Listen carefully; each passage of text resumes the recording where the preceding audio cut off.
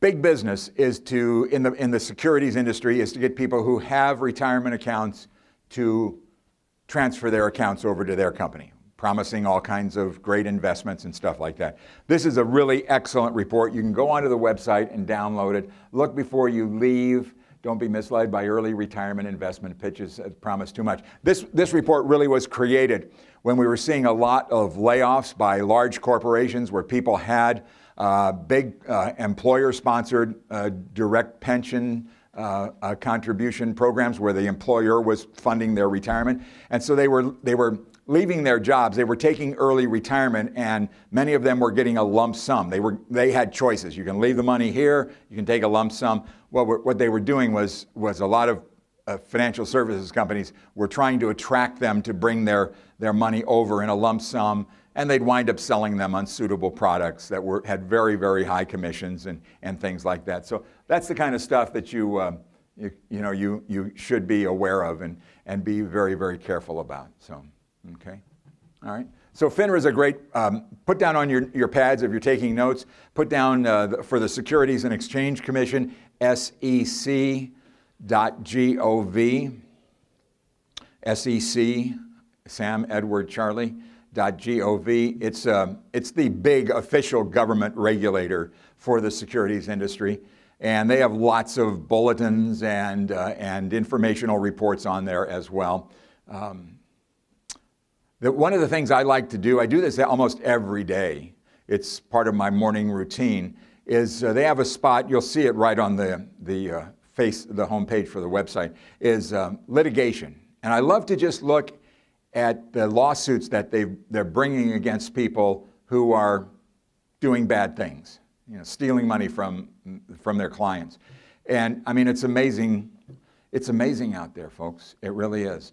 We live, like it or not, as of today, we live basically in a 1% interest world. Okay, we live in a world where on a safe, secure, sleep-at-night investment, you're going to earn about 1%. Trust me, the folks at San Diego County Credit Union would love to be paying you 5-6% on their CDs if they could. But that's not the world we live in anymore. Okay, they're not, they are to a certain extent regulated as to how much they can pay you, but they can only pay you what is reasonable and possible, same as banks and everything else out there. So when somebody says that they have an investment for you that's yielding 6, 8, 12, 15%, and there's no risk involved, they've just told you the first lie, okay? And many more lies will follow, because they'll also tell you that there's no fees or costs for the investment. You can take your money out anytime you want, and none of it is true. So just be very careful. Anytime when you live in a 1% world, which we're going to live in, unfortunately, for a lot longer, it looks like, be careful, because there's a lot of bad people out there that are running scams. And what amazes me is how obvious it is that they're scams. But yet, these guys, when they get busted, the report says so-and-so from someplace was arrested and had allegedly stole $185 million from investors. I'm going, what?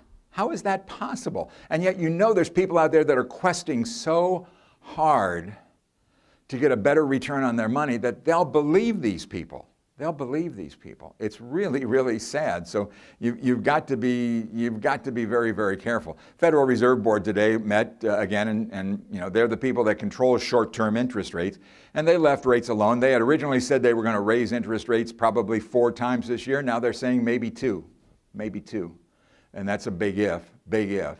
The economy is doing well. The economy in this country and here in San Diego in particular is doing extremely well. And I don't know, maybe we'll talk about that a little bit later on. But certainly, they feel it's because of situations like the volatility of oil, the problems in European and Asian markets, that they think, we don't need to be in a big rush here to start raising short-term interest rates. So we're going to be in a very low interest rate environment for quite some time.